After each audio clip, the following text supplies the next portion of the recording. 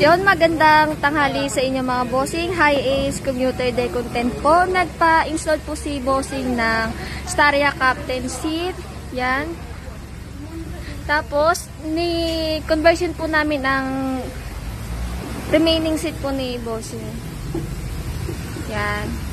Yung mga upuan po na pinagawa ni bossing is very useful po at comfort po dahil po ang Staria Captain seat po namin, dual armrest po yan.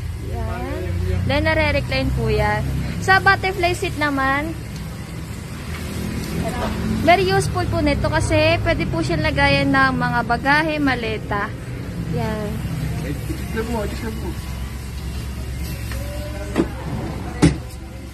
So, mga bossing.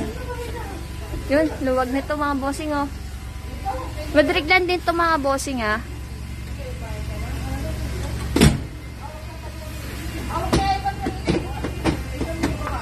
Yun, ayos.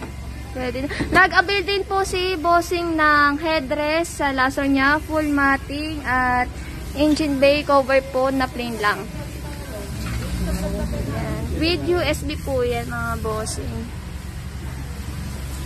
Yun. Bossing, kamusta naman yung experience mo dito sa Polybit? Quality.